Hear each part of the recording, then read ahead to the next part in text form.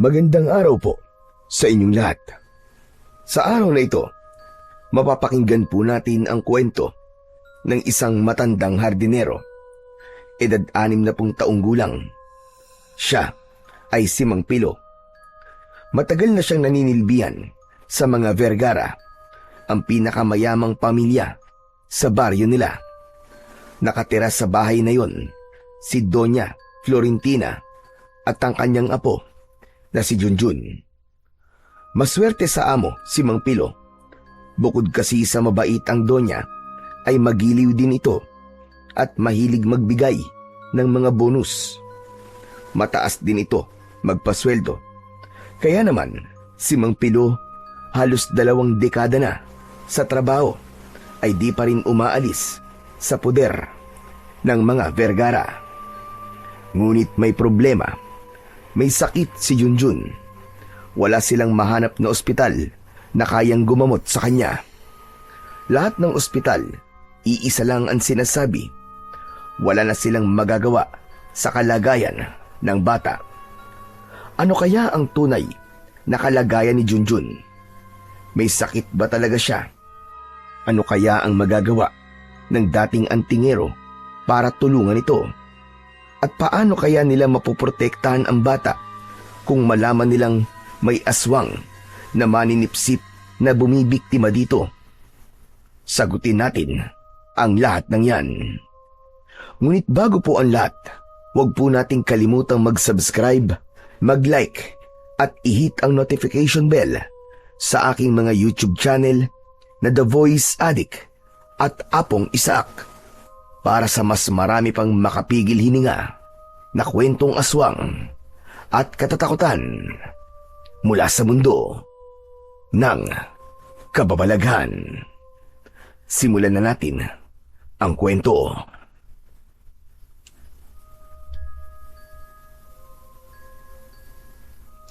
Mang Pilo! Mang Pilo! Napalingon ang matandang si Mang Pilo nang tawagin siya ni Junjun. Kasalukuyan siyang nasa ilalim ng isang matandang puno ng sampagita. Nagdadamo. Ibinaba niya ang hawak na itak at pagkatapos ay nginitian ang papalapit na bata. Hoy, Junjun, ikaw pala.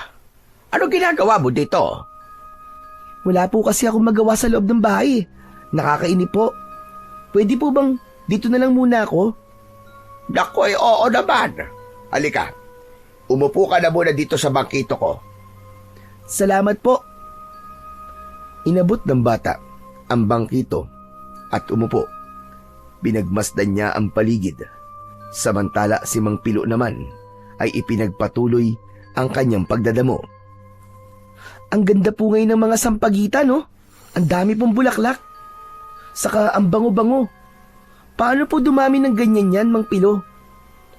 Dumami ng ganyan yan kasi naaalagaan ng maayos. Araw-araw na didiligan at nakakausap. Kapag ganun kasi, nararamdaman nila ang pagmamahal mo. Kaya nagbibigay sila ng bulaklak bilang tanda ng kanilang pasasalamat. Ganun po? Di ba wala naman po silang buhay? Mali ka dyan, Junjun. Ang mga halaman may buhay yan. Meron silang kaluluwa at kaya nilang umintindi. Kaya ka rin nilang ipagtanggol at protektahan kapag kailangan mo sila. Talaga po? Oo naman. Iba nga lang ang buhay nila kumpara sa tao. Pero may buhay din sila. Kaya nilang makaramdam. Ang galing naman. Ngayon ko lang po nalaman yun ah. Napangiti si Mang Pilo sa nakitang reaksyon ng bata. Masaya siya na nakikinig ito sa kanya at anumang sabihin niya ay pinaniniwalaan ito. Ilang sandali pa ay inipon niya na ang mga damo na kanyang nabunot. Mang Pilo, matagal na po ba kayo dito? Ha? Oo, matagal na rin. Halos 2 dekada na yata ako nagtatrabaho dito. 2 dekada? Ano po yun? Ibig sabihin nun, ay nagtatrabaho na ako sa lola mo sa loob ng halos 20 taon.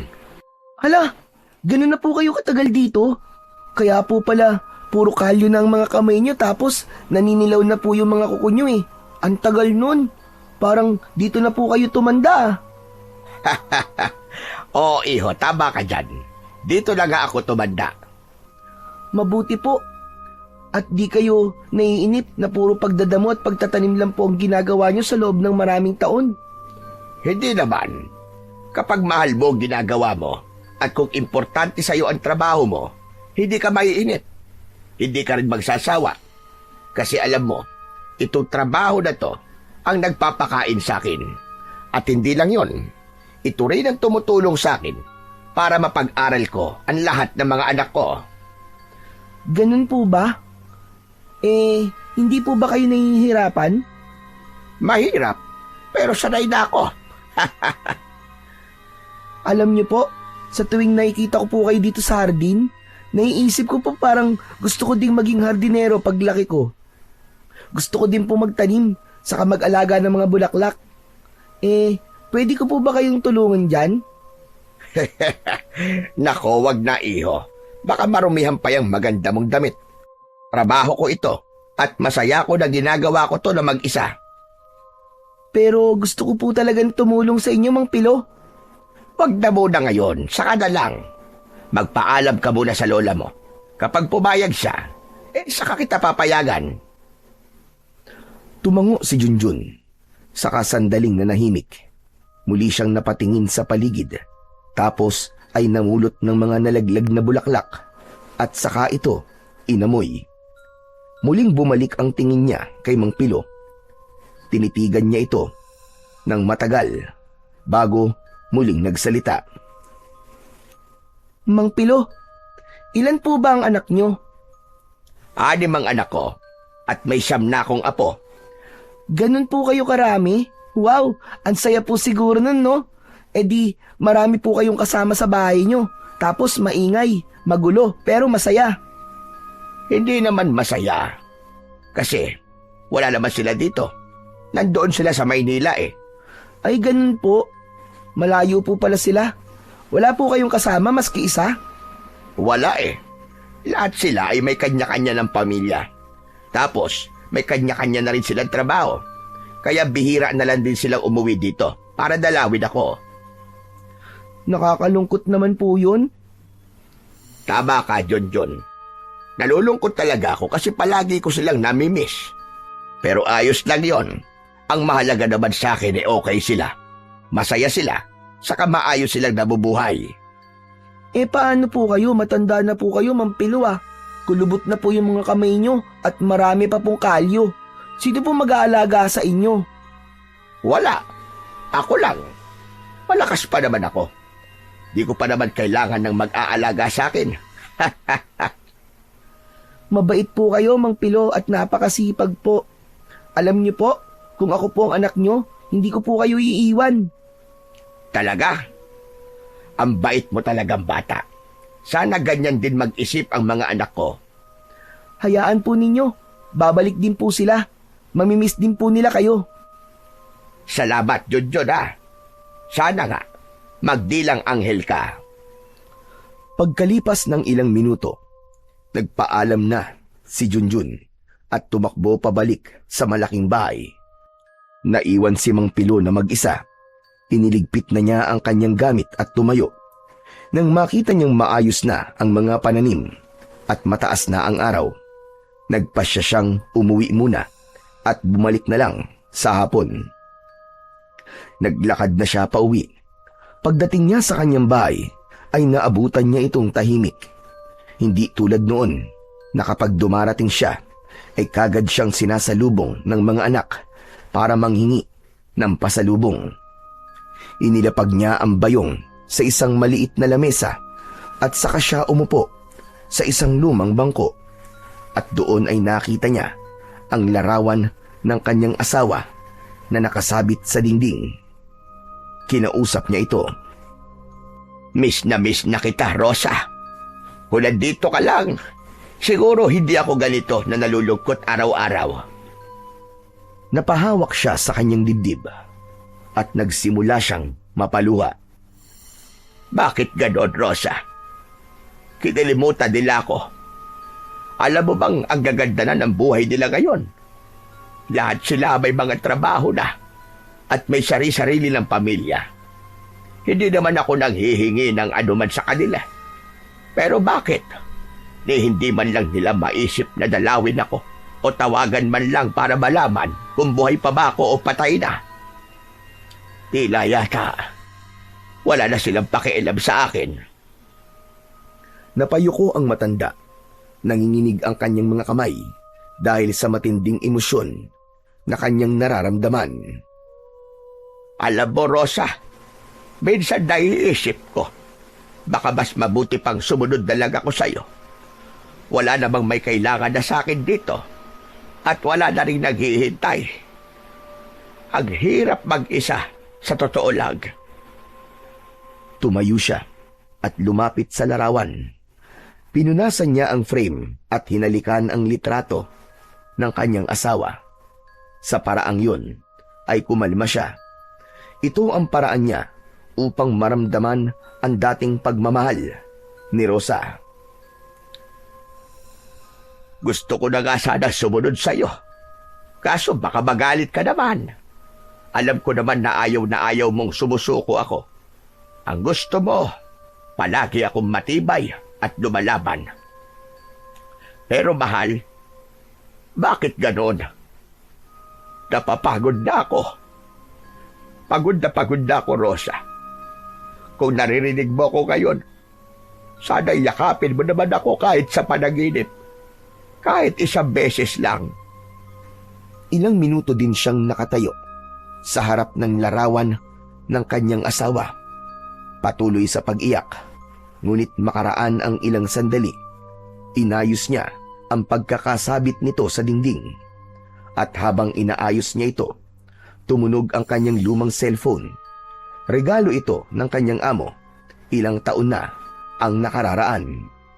Lumapit siya dito at biglang napangiti nang makita kung sino ang tumatawag. Si Henry! Si Henry ay ang kanyang panganay na anak.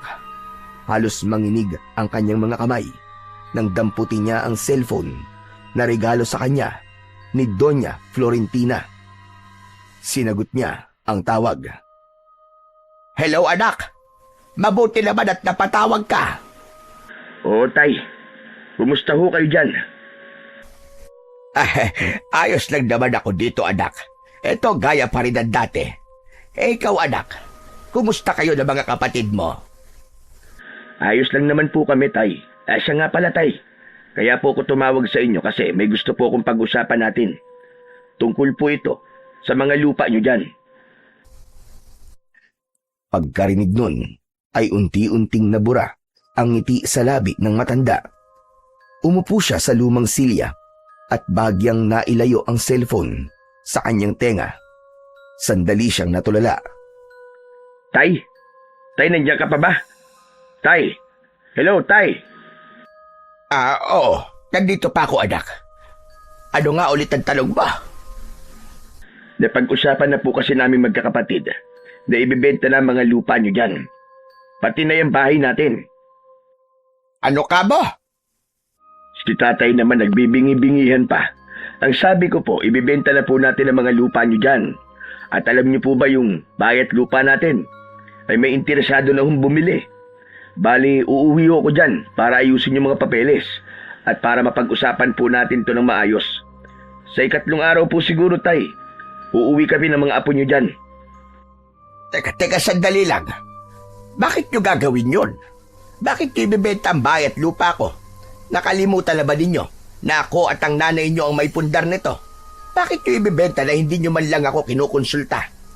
Bakit kayo na lang ang nagdesisyon? Tay, relax lang ho kayo. Ganito po kasi yun. Kami magkakapatid na pag-usapan namin na ibenta na po lahat ng mga ari-arian nyo dyan. Kasi nga gusto namin na dito na kayo tumira sa Maynila kasama namin. Ano ka ba? Ayokong tumira dyan, Henry. Hindi ako sanay sa buhay sa lungsod. Masasanay din po kayo, Tay. Sandali nga. Talaga bang wala na akong karapatang magsalita sa buhay natin? O sa buhay ko man lang? Ano pong ibig niyo sabihin? Kasi, hindi nyo na ako tinatanong. Kayo na ang nagdidesisyon ng lahat. Bakit naman ganon? Hindi naman yata tama. Tay, makinig ho kayo. Wala po kaming masamang intensyon sa inyo. Ang sa amin lang kasi, matanda na ho kayo eh. Kailangan niyo na po ng mga kasama. Dito na lang po kayo sa syudad kasama namin. Tapos kung nandito na kayo, sayang naman ho yung mga lupa, di ba? Kaya ibibenta na lang natin para naman mapakinabangan.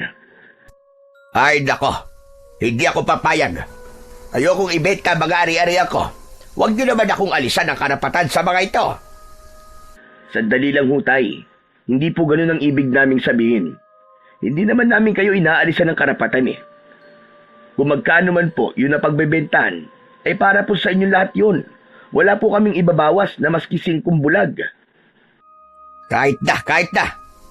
Wala akong pakialam sa pera, Henry. At sa akin lang, dito ko isinilang. Kaya dito ko din gustong mamatay. Si tatay naman talaga, oo. At hindi ko iiwan ang bahay ko dahil bawat sulok nito ay may alaala ng nanay nyo. Ito na lang ang naiiwan sa akin, mga anak. Pakinggan nyo naman ako. Alam po namin, Tay, na mahalaga sa inyo ang mga alaala ni nanay. Pero, Tay, sa amin ba, sa mga apo nyo, ayaw nyo bang lumikha ng mga bagong alaala? Ayaw nyo ba kaming makasama? Saka kung si nanay ang inaalala nyo, pangako po, taon-taon po natin siyang dadalawin kung sakali. Hindi natin siya kakalimutan. Taon-taon.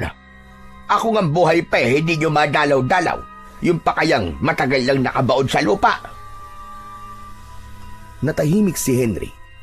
Hindi alam kung ano ang isasagot sa kanyang ama. At dahil wala nang nagsasalita sa kabilang linya, medyo bumawi ang matanda upang mapalamig ang nagsisimulang tensyon. Ayaw naman niyang magkaproblema sila ng mga anak niya, ngunit para sa kanya, importante na siya naman ang mapakinggan, lalo na kung prinsipyo niya ang maaapakan. Anak, Henry, hindi naman ako galit. Nalulungkot lang ako. Buong buhay namin mag-asawa, ang iniisip lang namin ay ang kinabukasan nyo magkakapatid. Wala kaming iningatan na para sa amin. Lahat binigay namin sa inyo. Ang tangi lang pagmamay-ari namin mag-asawa ay ito. At narito lahat ng alaala namin mag-asawa. Yung alaala ng masaya nating pamilya. Tapos kukunin nyo pa. Ginagawa po namin ito kasi mahal namin kayo, Tay. Ayaw namin mag-isa kayo dyan. Kung kasama namin kayo dito, mas maaalagaan namin kayo. Sama-sama na ulit tayo, gaya noon.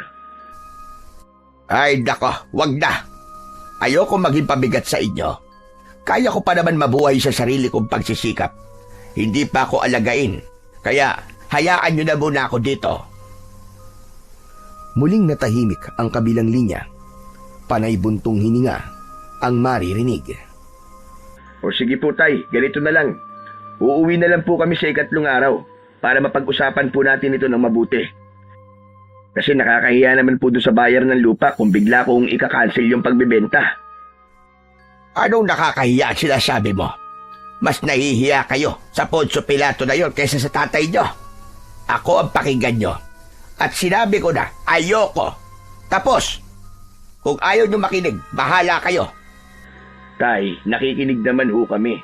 Pero sana, kami din pakinggan nyo. Kayo lang po ang iniisip namin magkakapatid. Nag-aalala kami palagi na baka kung anong mangyari sa inyo dyan. Tapos kayo lang mag-isa. Ayaw namin na tumanda ka ng walang kasama, yun lang naman po. Kung gusto nyo akong makasama, kayo ang bumalik dito. Hindi yung kukunin nyo ako na parang asong aampunin. Tapos ikukulong nyo sa mga bahay nyo. Ayoko! Hindi ka namin ikukulong, Tay. Wala po kaming intensyon na ganun. O sige na ho, kailangan ko na pong ibabang tawag. May aasikasuhin pa ho kasi ako eh. Sa 3 araw po, uulitin ko po, uuwi kami dyan. Para makapag-usap po tayo ng maayos. Sasagot pa sana ang matanda, pero naputol na ang linya. Kaya naman, wala na siyang nagawa kundi ang ibaba ang kanyang cellphone. Mas lalong nanginig ang kanyang mga kamay dahil sa halo-halong emosyon. Basta. Kahit anong mangyari, hindi ako papayag na maibenta ang bahay na ito. Kung gusto nilang ibenta nila yung mga lupa ko, pero hindi ang bahay na to. Ano bang gagawin ko, Rosa? Tulugan mo naman ako. Ngunit gaya ng dati, walang sumagot sa kanya. Napailing siya ng maraan at saka iniikot ang paningin sa lahat ng sulok ng bahay. Ayokong umalis. Ayokong iwan ka rito ng mag-isa. Patawad, Rosa. Pero hindi ko kayang sundin ang mga anak natin. Dito lang ako. Hindi ako aalis sa pamamahay na to. Tumayo na ang matanda at naglakad papunta sa kusina. Kinuha niya ang isang kaldero at inihanda ang bigas na sasaingin. Sa kanya ito isinalang sa kalan. Habang naghihintay na maluto ang kanin, naghiwa na siya ng konting kamote at ilang pirasong sitaw. Nilaga niya ito at tinimplahan ng konting bagoong. Nang maluto na ang pagkain, ay inayos niya na ang mesa. Saka siya sumandok ng makakain. Habang kumakain, ay paminsan-minsan siyang napapatingin sa mga bakanting upuan na nasa harapan niya. Nang matapos na siyang kumain, ay nakaramdam siya ng antok. Kaya naman, dumiretso na siya sa papag at nahiga. At makalipas lamang ang ilang sandali, nilamo na siya ng antok. Hapon na nang magising si Mang Pilo, agad siyang bumangon. Naghilamos at inayos ang sarili. Isinuot niya ang kanyang lumang sombrero at naglakad na papunta sa mansyon. Naabutan niya doon si Junjun, nagdidilig ng mga halaman. Oh, Junjun, anong ginagawa mo riyan? Nagdidilig po ako, Mang Pilo. Ano ka ba? Bakit ikaw ang gumagawa dyan? Trabaho ko yan. Baka mamaya mapagod ka pa o kaya'y masugatan. Nako, lagot ako sa lola mo pa nagkataon. Oops! Wait lang po, kalma lang. Nagpaalam po ako kay Lola kanina. Pinayagan niya po ako na tumulong po dito sa hardin. Sabi pa nga po niya, mas mabuti daw po yun para po pagpapawisan ako. Kaysa daw po puro gadget at computer ang hinaharap ko. Ganun ba? Kung yan ang sabi ng lola mo, di sige. Pero dahan-dahan lang At huwag ka masyadong magpapagod. Alam mo naman ang kalagayan mo, di ba? Tumango si Junjun at masayang ipinagpatuloy ang kanyang pagdidilig. Samantala, saglit namang natigilan si Mang Pilo. Nakatitig lang siya kay Junjun. Masaya siya na nakikitang masigla at masaya ang bata. At dahil sa saya na yon, unti-unti niyang nakalimutan ang hinanakit na nararamdaman niya nang kausap ang anak niyang si Henry. Mang Pilo, turuan niyo naman po ako magtanim oh. Ano ka mo? Aba, gusto mong matutong magtanim? Opo, gustong-gusto ko po talaga. Gusto ko po magtanim ng rosas sa sampagita. Kasi paborito po ni Lola yun eh. Tapos yung sampagita naman, nakikita ko po na inilalagay niya sa altar namin. Aba, rosas at sampagita pala ang gusto mo. O sige, walang problema, tuturuan kita. Ayos, salamat po ng madami. Alam niyo po, kapag nabuhay po ang mga tanim ko at kapag namulaklak na, pipitasin ko po yun at ibibigay ko po kay Lola para sa birthday niya. Naku naman, kung gano'n naman pala sigurado akong matutuwa ang lola mo niyan. Kaya sige, tuturuan kita ng mabuti kung paano magtanim. Masayang tumango ang bata at si Mang Pilo ay napangiti din, pero bigla rin siyang sumeryoso nang biglang nakaramdam ng inggit sa kanyang amo. Naisip niyang mabuti pa ang mga ito at meron silang isang apo na nagmamahal, nagmamalasakit at nagbibigay ng saya sa kanila. Sana ako rin. Ano po yun, Mang Pilo? Wala. Wala, iho. Ang sabi ko ako rin, magsisimula na magtrabaho. Pinulot niya ang walis at saka inumpisahang ipunin ang mga damo. Nang matapos ay tinawag na niya si Junjun. O Junjun, halika na rito. Tuturuan na kita magtanim. Talaga po? Kagad na lumapit ang bata kay Mang Pilo. Maingat na pinakita ng matanda ang mga paso na may mga bagong usbong na punla ng sampagita. Ito ang mga batang sampagita. Bago mo sila itanim sa lupa, kailangan mo munang palambutin ang lupa sa paso. Pero napalambot ko na to. Tapos, gamitin mo ang kamay mo para dukutin ang pinakapuno ng parang ganito. Yan, dahan-dahan lang. Ginaya ni Junjun ang ginawa ng matanda. Maingat niyang dinukot ang lupa gamit ang maliliit niyang mga daliri. Ganito po ba, Mang Pilo? Yan, tama, ganyan nga. Tapos, ilalagay natin sa mga binungkal kong lupa kaninang umaga at kapag nilagay mo na, huwag mong itutuwid kagad. Takpan mo muna ang ugat ng lupa. Saka mo bahagyang pindutin para hindi siya matumba kapag may hangin. Hinawakan ni Mang Pilo ang isang punla at itinanim ito habang pinagmamasdan ni Junjun. Ayan, tapos diligan natin ng konti. Kapag sobra, malulunod sila. Kapag kulang naman, matutuyo, parang tao rin. Dapat sakto lang ang pag-aalaga. Wow! Ang saya naman po pala, Mang Pilo. Ang dami ko na po kagad natututunan. Masaya talaga, iho. Lalo na kapag namumulaklak na sila. Pero teka, may naalala ko. Ano po yun, Mang Pilo? Alam mo bang may taglay na kapangyarihan ang sampagita? Kapangyarihan? Oo. Sa atin lang ang kwentong to, ha. Huwag mong ipagsasabi. Sige po, ikwento nyo na. Hindi ko po ipagsasabi, promise. O siya, sige. Ang bawat puno ng sampagita ay may nakatirang mutya. At kapag buong puso mong inilagaan ng puno, lalabas ang mutya at pagbibigyan ka nito sa isang kahilingan. Talaga po? Totoo po ba yun? Parang genie. Pwedeng humiling? Oo, totoo yun. May nakita na po ba kayong mutya ng sampagita? Oo naman. Matagal na nung unang beses ako makakita ng mutya ng sampagita. Bata pa ako nun. Wala pa akong asawa. Heto, tignan mo. Inilabas ni Mang Pilo ang suot na kwintas at ipinakita yon sa bata. Ang kwintas ay may palamuting tila bulaklak din ng sampagita, pero matigas ito at naging makinis na parabang porselana. Napanganga si Junjun nang makita ito. Yan po ba yun? Wow! Ang ganda po ah!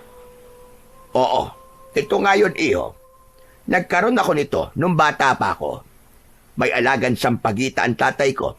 Tinutulungan ko siya sa pag-aalaga nun. Tapos isang gabi, may liwanag akong nakita sa gitna ng puno. Maliit lang, para bang alitap-tap. Tapos doon lumapit ako, nakita ko ng bulaklak ng sampagita na nagliliwanag. Ayon, pinitas ko. Mabuti po at hindi po kayo natakot. Hindi naman, kasi ang naalala ko, parang may humahatak sa akin doon eh. Hindi ko mapigilan ang sarili ko sa paglapit. Tapos yun nga, nung mapitas ko na yung bulaklak, abay biglang tumigas. Naging ganito. Hindi po ba kayo nasaktan nun? Hindi naman. Parang wala nga lang eh.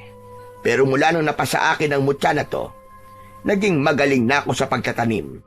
Lahat ng itinatanim ko ay nabubuhay. Maraming magbigay ng bulaklak at mga bunga. Kaya po pala ganito kaganda ang hardin ni Lola Florentina. Oo, itong mutya, ito ang sikreto ko. Gusto ko rin po magkaroon yan. Pwede po ba? Pwede naman. Pero kasi hindi basta-bastang nagpapakita ang mga mutya. Kailangan ay may tunay kang malasakit at pagmamahal sa mga halaman. Kailangan maramdaman nila na busilak ang iyong puso at aalagaan mo silang mabuti. Kapag ginawa mo yon, posibleng pagkalooban ka rin. Gagawin ko po, Mang Pilo. Mula ngayon ay aalagaan ko po ng mabuti ang mga bagong tanim natin na sampagita. Para balang araw po ay bigyan din po niya ako ng mutya. Saka para mabigyan din ako ng pagkakataon na matupad ang isang kahilingan. Aba, may gusto kang hilingin. Ano yon? Gusto ko lang naman pong hilingin na sana ay hindi na maging busy sila mama at papa. Na sana po ay makasama ko na po sila. Yun ba ang hiling mo? Opo. Kayo po, ano pong hiniling nyo nang mapunta po sa inyong mutya na yan? Hindi ko pa nagagamit, iho. Po? Bakit naman? Ewan ko rin. Siguro kasi, nung nakuha ko to, pakiramdam ko sapat na yung biyayang ibinibigay sa akin. Kahit simpleng hiling para sa sarili po ninyo, hindi nyo po ginawa? Wala po ba kayong gusto? Marami akong gusto, John. Pero naiisip ko kasi, na kaya ko naman paghirapan pa. Kung material na bagay lang naman ang hihilingin ko, wala pa akong maisip na karapat dapat na hiling eh. Bakit hindi niyo po hilingin ngayon na bumalik na po sila dito? Yung dito na po sila tumira para may kasama na po kayo. Hindi nila magugustuhan yun, iyo. At ayaw kong masira ang mga buhay nila dahil lang sa pagiging makasarili ko. Hahayaan ko silang mamuhay kung saan nila gusto at kung saan sila mas mapapabuti. Ganon ang isang ama. Uunahin ang kapakanan ng mga anak. Maiintindihan mo rin ako kapag lumaki ka na at nagkaanak ka na rin. Tumango ang bata. Maya-maya pa ay tumingin sa mga bagong tanim na halaman. Ganon din po kaya ako kapag nakakuha na po ako ng mutya. Yung iingatan ko na mabuti yung nag-iisang hiling na pwedeng matupad. Nasa'yo yan. Basta ang sakin lang naman. Ilalaan ko ang hiling na yon sa pinaka-importanteng bagay. Hindi ko pa alam kung ano yon, pero malay mo, isa sa mga araw na to magamit ko na rin, hindi ba? Ngumiti si Junjun at sa kamarahang tumango. Tila unti-unting nauunawaan ang sinasabi ng matanda. Madami po talaga akong natutunan sa inyo, Mang Pilo. Salamat po hayaan po ninyo. Aalagaan ko po ng mabuti ang mga sampagita na to. Hindi lang po para sa mutya, kundi para mapasaya rin po kayo. Salamat, iho. Malaking bagay yan para sa katulad kong matanda na. Ang gandang marinig niyan. Masarap sa pakiramdam. Maswerte talaga ang lola mo sa'yo dahil nagkaroon siya ng apo na katulad mo. Salamat din po, Mang Pilo. O siya, alagaan mong mabuti ang mga sampagita mo ha. Malakas ang pakiramdam ko na mabibiyayaan ka din ng mutya nito kasi sobrang bait mong bata. Opo, araw-araw ko po silang didiligan at aalisan po ng damo. Tapos kakausapin ko din po sila araw-araw, gaya po ng ginagawa ninyo. Aba, ayos yan.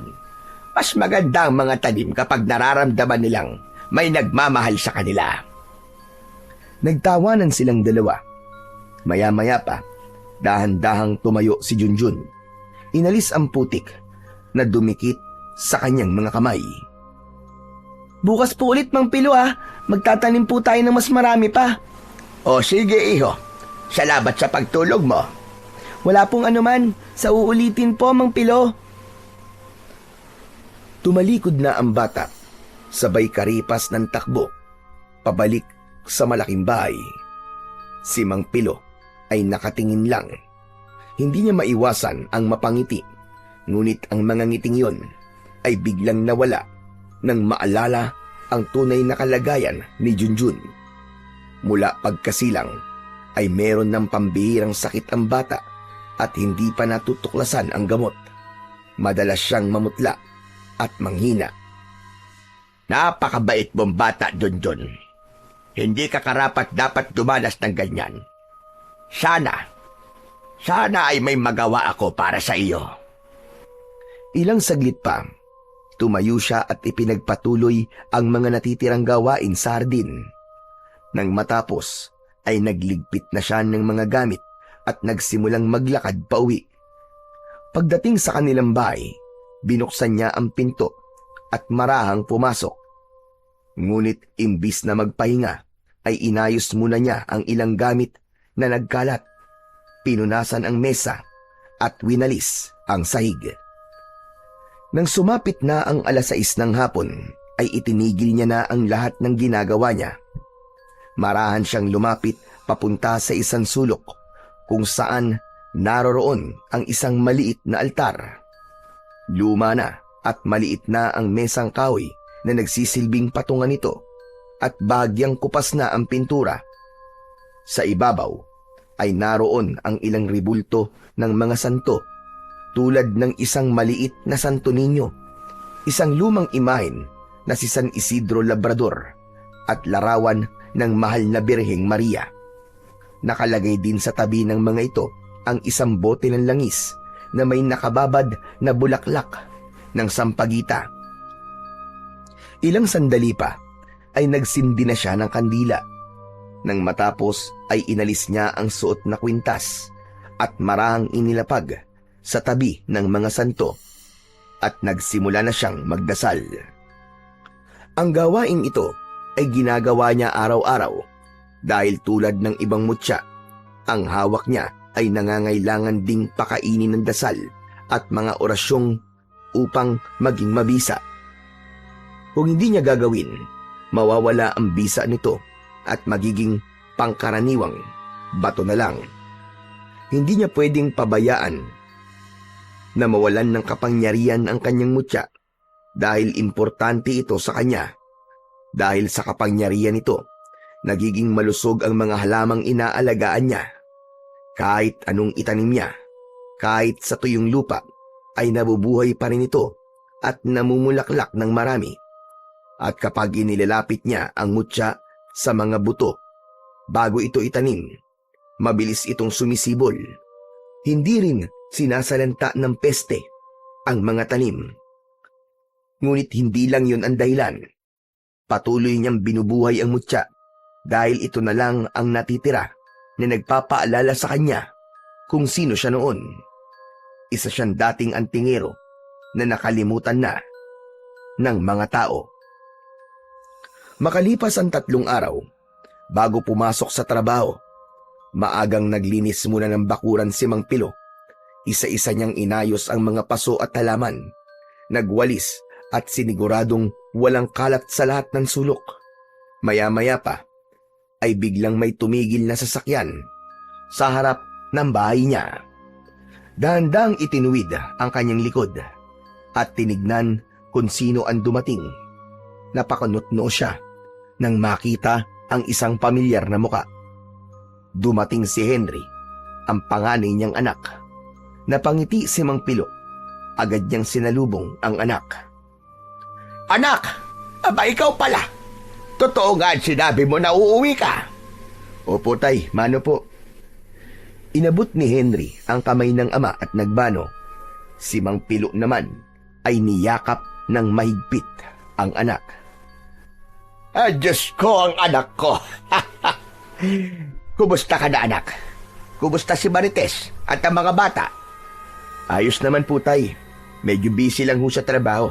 At yung mga bata naman may kanya-kanyang gawain sa school. Sabado ngayon, tapos holiday pa sa Lunes. Bakit hindi mo man lang sila sinama? Ang tagal ko lang hindi nakikita ang mga apo ko. Pasensya na po kayo tay, hindi ko po sila naisama. Nag-out of town po sila kasama nila si Marites at ng mga magulang niya. Sinamantala po nila yung long weekend. Sinamantala? Aba, hindi mo man lang sinabi sa kanila na uuwi ka rito. Palagi na kayong magkakasama doon. Ito na nga lang ang pambihirang pagkakataon na makasama ko naman sana sila. Alam ko po tay, pasensya na talaga. Hindi ko na rin kasi sila napigilang sumama eh. Matagal na kasing nagyaya ang mga binang ko na magbakasyon. Ganun ba? O siya, sige, hayaan mo na. Ay, nako, ayos lang naman sa akin yon. Pero minsan naiisip ko kasi, baka nga kahit papipiliin mo mga bata, sa kanila pa rin sasama kaysa sa akin. Baka nga, hindi na nila ako kilala. Di naman po totoo yun, Tay. Lagi ko po kayo nakikikwento sa kanila. At palagi rin po sila nagtatanong tungkol po sa inyo. Hanggang kwento na lang pala ako. Huwag niyo naman pong isipin yun, Tay. Gusto rin talaga nilang makapunta rito, kaso sumabay lang yung ibang plano. Tigilan mo nga ako, Henry. Yung mga biyanan mo, malapit lang sa inyo. Palagi nila kasama ang mga apo ko. Hindi ba nila naisip na ibigay naman sa akin yung oras na to? Yung pagkakataon na to na makita ko naman yung mga apo ko. Ganun ba sila kadamot? Tay, wala naman po silang intensyon na ganun eh. Biglaan lang po yung pagpunta ko dito. Nauna po sila nagplano, kaya pagpasensyaan nyo na po. Oo na. Sanay naman na ako eh. Ang hindi ko lang maintindihan ay kung bakit ganun. Parang ang hirap sa inyo na dalhin sila dito. Mabigat sa inyo na dalawin ako paminsan-minsan. Maski nga kayong magkakapatid eh. Parang ayaw nyo na bumalik dito. Tay, busy lang po talaga kami. Pasensya na po. Hindi naman namin sinasadya eh. Hindi ho ibig sabihin na nakalimutan ka na namin. Bagyang tumango si Mang Pilo, pero hindi na nagsalita. Tumayo siya at pumasok sandali sa kusina. Naiwan si Henry sa sala. Ilang saglit pa'y muling lumabas si Mang Pilo. Dala ang 2 baso at isang pitsil ng malamig na tubig. Umupo siya sa tabi ng anak. Noong maliliit pa kayo, naalala ko tuwing ganitong Sabado, nandito kayong lahat. Ang ingay ng bahay, puno ng tawa at takbuhan. Pero ngayon, wala na. Ako na lang mag-isa. Tay, babawi ho kami. Huwag na kayo magtampo. Sa katunayan nga po, kaya po ako nandito para tuloy sunduin kayo. Sasama na po kita pauwi sa Maynila. Anong isasama sinasabi mo? Huwag mo sabihin. Opo, Tay. Doon na ho kayo sa lungsod. Pansamantala, doon ka muna sa bahay. Tapos, saka ko po pakikiusapan si Mildred na doon ka sa kanya magstay. Doon kasi 3 lang sila. Isa lang ang anak niya eh. Kayang-kaya kanyang alagaan. Ano? Ibig mo sabihin idadala mo ko sa Maynila tapos pagpapasapasahan niyo ako magkakapatid? Abay, hindi na, hindi. Dito lang ako sa bahay ko. Pabayaan niyo na lang ako rito. Pero Tay, tumatanda na po kayo eh. Mahirap po na wala kayong kasama dito. Araw-araw kayo lang mag-isa. Baka kung ano mangyari sa inyo, Tay, mas mabuti po na sumama na po kayo sa akin. Ayoko. Dito lang ako, tapos. Tay, wag na pong matigas ang ulo nyo. Anong matigas ang ulo? Anong akala mo sa akin, hindi marunong mag-isip? Hindi ako sasama sa'yo. Dito lang ako. Matanda na ako. Hindi ko na kaya bumiyahe ng malayo. At saka isa pa, tulad ng palagi ko sinasabi sa'yo, dito ko ipinanganak at nabuhay. Kaya dito nyo rin ako ililibing sa tabi ng nanay nyo. Atay naman, wag ho kayo magalit sa akin. Mabuti pong intensyon ko. Inaalala lang po namin kayo. Kasi mahirap po ang buhay nyo dito. Doon wala ho kayong po problemahin. Kakain na lang ho kayo, mag-aalaga ng mga apo nyo. Ayaw nyo po ba nun? Gusto ko mag-alaga ng mga apo ko. Pero ang ayaw ko ay yung ilayo nyo ako sa nanay nyo. Hindi pwede. Tama na. Buo na ang desisyon ko. Dito lang ako. Tatay naman eh. Manahimik ka nga muna. Hindi ako sasama sa'yo. Hindi naman ako nanghihingi na sobra sa inyo, di ba? Ang palagi ko lang sinasabi, sana kahit minsan o kung pwede pa nga, ay mas dalas-dalasan nyo ang dalaw dito. Tawagan nyo ako, kumustahin man lang. Yun lang, masaya na ako, Henry. Hindi ko kailangang lumipat doon. Hindi na ho ba talaga namin kayo mapipilit? Paano po yan, Tay? Ngayon na ho, nadarating yung buyer ng lupa. Sayang naman, ang daming interesadong bumili ng lupa nyo. Malaki rin po mapagbebentahan.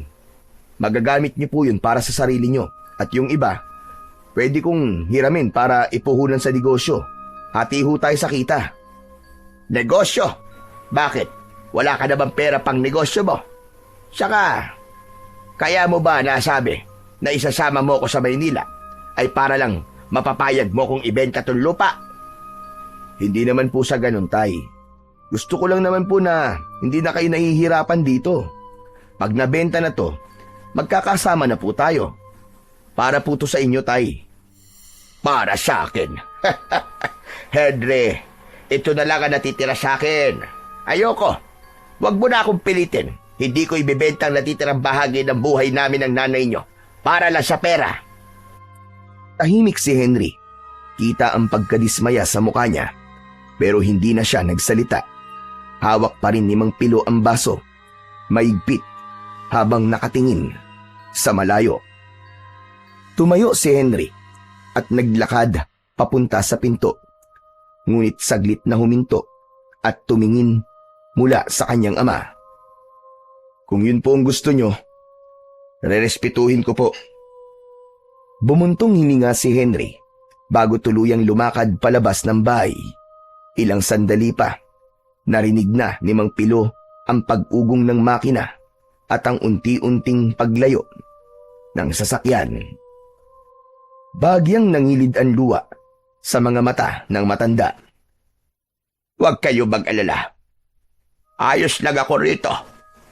Saka, hihintayin ko pa rin ang muling pagdalaw nyo sa akin. Kahit gaano pa yang katagal. Tahimik niyang ininom ang tubig sa baso. Pagkatapos ay tumingin siya sa labas ng bintana. Mataas na ang araw. Napakurap siya sa kabahagyang natawa nang may biglang naalala. Santissima. Oo nga pala. May trabaho pa pala ako. Maraang tumayo ang matanda at iniayos ang baso sa mesa. Isinuot niya ang malaking sombrero at guwantes. Inabot din niya ang bayong na lalagyan ng kanyang mga gamit. Paglabas niya ng pintuan ay dahan-dahan na siyang naglakad patungo sa kanyang trabaho. Pagdating ni Mang Pilo sa bahay ng mga Vergara, agad niyang napansin ang kaguluhan sa loob. Pumasok siya upang tignan kung ano ang nangyayari. Sa sala ay naroon si Junjun. Umiiyak ng malakas. Pilit siyang pinapatahan ng kanyang lola, ngunit kahit na anong gawin niya, ay hindi ito tumitigil. Halata ang matinding pag-aalala sa muka ng donya. Nang makita ni Junjun si Mang Pilo, bigla itong tumakbo at mahigpit na niyakap siya. Napatingin ang donya at agad na sinabi na mula nang magising ang bata ay iyak na ito ng iyak at hindi naman nila ito makausap ng matino. Lumapit ang donya sa matandang hardinero at nakiusap na siya na lamang ang kumausap kay Junjun. Marahan namang tumango si Mang Pilo. Junjun, gusto mo ba doon tayo sa hardin? Tara, doon tayo mag-usap. Sige po. Naglakad na sila palabas ng bahay at pagdating nga nila sa hardin, dahan-dahang itinaas ni Junjun ang mga kamay at itinuro ang mga tanim niyang sampagita. Natigilan si Mang Pilo sa kanyang nakita. Ang mga tanim ay namatay at nalagas na ang mga daon. Agad niyang iginala ang paningin. Ngunit bukod tanging mga sampagita lang ang nakita niyang may problema. Diyos ko, anong nangyari? Hindi ko po alam. Paggising ko po, nagpunta na po ako dito sa hardin tapos nakita ko pong namatay ang mga halaman ko. Bakit po, Mang Pilo? Bakit po sila namatay? Ginawa ko naman po ang lahat ng tinuro niyo sa akin Hindi ko pa alam, Junjun. Pero huwag kang mag-alala. Aalamin ko kung bakit. Agad na napatingin si Mang Pilo sa matandang puno ng sampagita na nasa gitna ng hardin. Tulad din ng iba, matamlay din ito at marami ang nalalagas na mga daon at bulaklak. Kagad siyang lumapit at hinaplos ang isang sanga. Nakita niyang bagyang natuyo ito. Sa sandaling yon ay muling napaiyak si Junjun. Mas malakas pa kaysa kanina. Yumakap din ito sa tagiliran ni Mang Pilo at idinikit ang muka sa tagiliran niya. Patay na sila, Mang Pilo! Patay na sila! Tama na, iho. Normal lang naman itong nangyayari sa mga halaman. Huwag ka nang umiyak. Pwedeng may sakit sila, kaya sila ganito. Hayaan mo na. Magtatanim na lang ulit tayo ng bago. Akong bahala. Talaga po? Alam niyo po, kaya po ako umiiyak kasi baka kasalanan ko. Baka nahawa po sila sa sakit ko. Kaya sila tumamlay at namatay. Hindi, John. Huwag mong sisihin ang sarili mo. Wala kang kasalanan. Minsan talaga kahit gaano mo paalagaan ang isang bagay, may mga pagkakataon talaga na magkakaroon ng ganitong problema. Nagkakasakit sila, natutuyo. Bahagi yan ng buhay ng mga halaman. Ganun po ba? Pero kasi masakit po pakiramdam ko. Kasi iniwan nila ako bigla. Buhay na buhay pa naman sila kahapon tapos ngayon, ganito na. Hayaan mo na. Ganun talaga. Pero Mang Pilo, ang sakit po talaga. Nakakaiyak po talaga Alam ko, masakit mawala ng bagay na mahalaga sa'yo. Pero tandaan mo, lagi namang may bagong simula. Ano, gusto mo ba ulit na magtanim ng panibago? Tutulungan kita. Kaya ko po ba ulit? Oo naman, kaya mo yan. Teka lang kukuha lang ako ng pwede nating itanim dito sa malaking puno. Lumapit ang matanda sa matandang puno ng sampagita. Yumuko siya at namulot ng ilang bulaklak na nalaglag sa lupa. Inamoy niya ang mga ito. Agad siyang napatigil. Imbis na malanghap ang bango ng mga ito, naamoy niya ang isang malansang amoy. Mabaho at nakakasulasok. Halos masuka siya at maubo. Bigla niyang naitapon sa lupa ang mga bulaklak. Teka lang, hindi ito normal.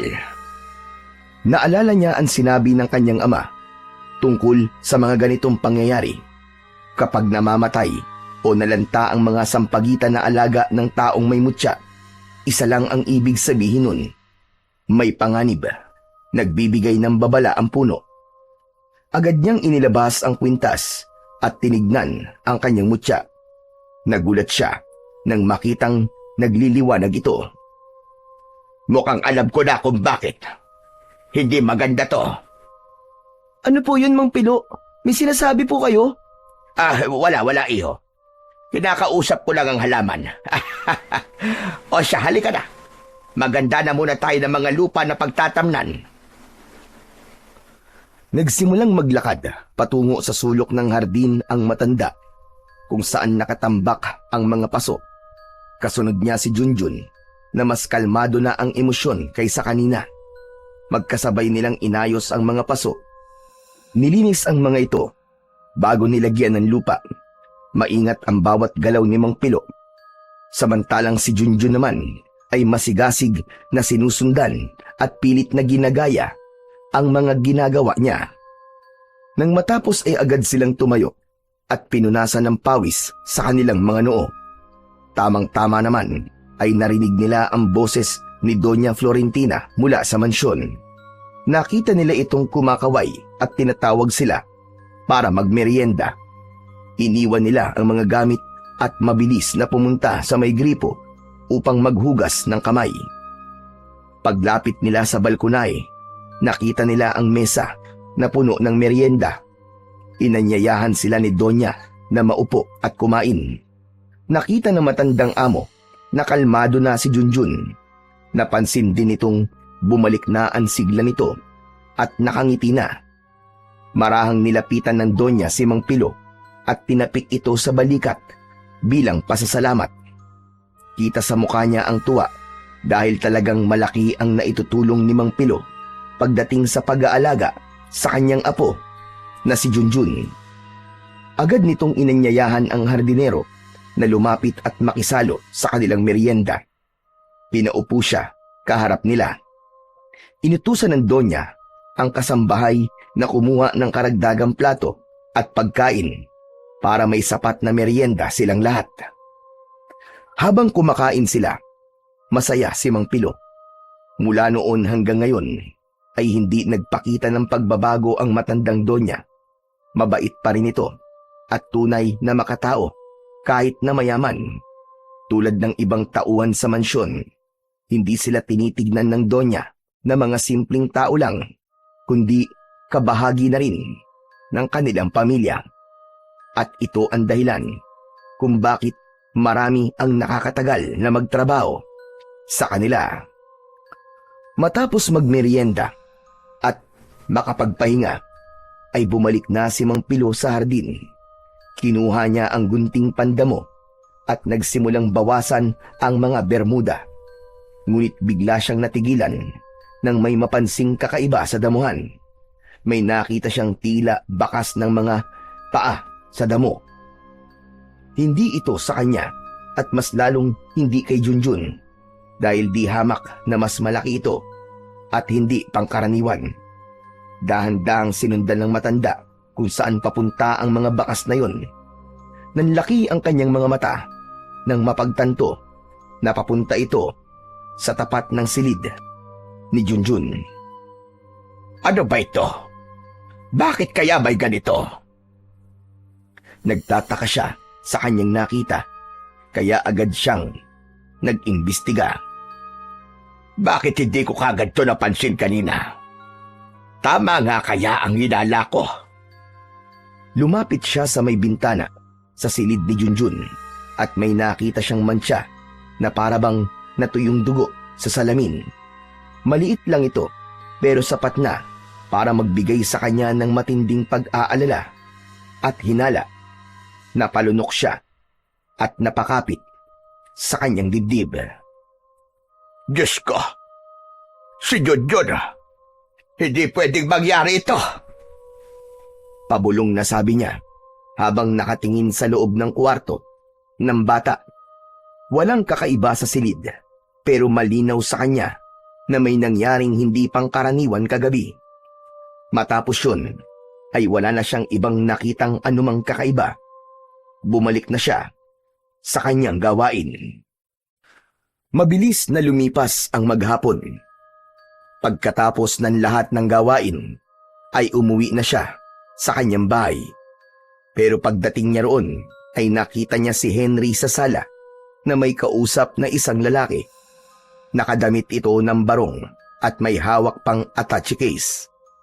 Agad nagdilim ang muka ni Mang Pilo. Henry, ano to? Sino tong tao na to na nasa bahay ko? Agad na lumapit si Henry at marahang binulungan ang kanyang ama. Tay, hinaan niyo naman po ang boses niyo. Nakakahiya po sa bisita, oh. Bisita? Bisita ang tawag dyan. Hindi ko yan kilala. Bakit ka nagpapapasok ng kung sino-sino dito nang hindi man lang nagsasabi sa akin? Tay naman, kumalma po muna kayo. Siya nga po pala. Siya si Attorney David, ang abogado ni Doña Consolacion. Siya pong magpapapirma sa inyo ng deed of sale. Nanlaki ang mga mata ni Mang Pilo at halos manginig ang kanyang mga kamay sa galit. Anong deed of sale na sinasabi mo? Di ba nag-usap na tayo kaninang umaga? Hindi ko ibebenta ang lupa ko. Pasensya na po kayo, Mang Pilo. Pero napagkasunduan na po namin ng anak nyo ang tungkol sa pagbebenta. Kumpleto na rin po mga papeles. Pirma nyo na lang po ang kulang. Huwag po kayo mag-alala. Maayos po ang presyong napagkasunduan. Wala akong pakialam sa pera nyo. Lupa ko ito. At ikaw, abogado ka, di ba? Dapat alam mo na kahit magkasundo pa ang mga anak ko na ibenta ito, wala silang magagawa kung hindi ako papayag. Ako pa rin ang may-ari ng lupa. At ako ang masusunod. Napanganga ang abogado sa sinabi ni Mang Pilo. Tila hindi inaasahan ang matinding pagtutol ng matanda. Saglit itong tumingin kay Henry na parabang humihingi ng tulong para pakalmahin ang sitwasyon. Napayuko si Henry, halatang nahihiya at naiipit sa sitwasyon. Tay, wag naman ho kayong ganyan. Ang iniisip ko lang naman ay ang kapakanan ninyo. Ang laki ng pera na ibabayad nila, oh. Sayang naman. Lalong namula ang muka ni Mang Pilo dahil sa galit. Huwag mo kong turuan kung ano ang makakabuti para sa akin. Mas kilala ko ang sarili ko kaysa sa'yo, Henry. At hindi ko kailangan ng malaking pera. Kaya ko pang pakainin ang sarili ko nang hindi nang hihingi sa inyo. Hindi nakapagsalita kagad si Henry. Bahagyang napatingin ito sa sahig. Pilit na iniiwasan ang matalim na tingin ng kanyang ama. Samantala ang abogado naman ay marahang nag-ayos ng hawak na folder. Pakinggan niyo ko ng mabuti ha. Hindi ko ibibenta ang lupang ito. At habang ako ang nakapangalan dito, wala kayong magagawa. Kaya ikaw, magaling na abogado, lumabas ka na sa bahay ko bago pa ako mawalan ng respeto sa'yo. Tita, ang kaba sa muka ng abogado. Mabilis niyang isinara ang folder at marahang tumango. Ay, naiintindihan ko po, Ma'am Pilo. Pasensya na po. Henry, mabuti pa ay kausapin mo lang mabuti ang tatay mo. At kapag nagkasundo na kayo, saka mo na lang ako tawagan. Ako na lang ang bahalang makipag-usap sa Donya tungkol dito. Sige ho. Pasensya ka na. Ayos lang. O sige. Tumayo na ang abogado. Matapos magpaalam, mabilis siyang lumabas ng bahay. Naiwan sa loob si Henry at ang tatay niya. Pambihira ka naman, Henry. Nag-usap na tayo tungkol doon. Huwag mo nang ipilit ang gusto mo. Sa kanya na to ibenta kapag patay na ako. Saglit na nakaramdam ng kirot si Henry sa narinig. Pero hindi na siya sumagot. Tahimik siyang lumabas ng bahay at nagpahangin sa labas. Habang nasa labas ng bahay ay napapaisip siya. Panay ang buntong hininga niya dahil ang totoo, hindi niya masabi sa kanyang tatay ang tunay na dahilan kung bakit gusto niyang maibenta na ang lupa. Matagal na siyang nawalan ng trabaho at gipit sila sa pera. Unti-unti nang nauubos ang kanilang ipon. Naisip nilang magkakapatid na ibenta na lang ang lupain ng kanilang tatay upang mapakinabangan nila. Paghahati-hatian nila yon.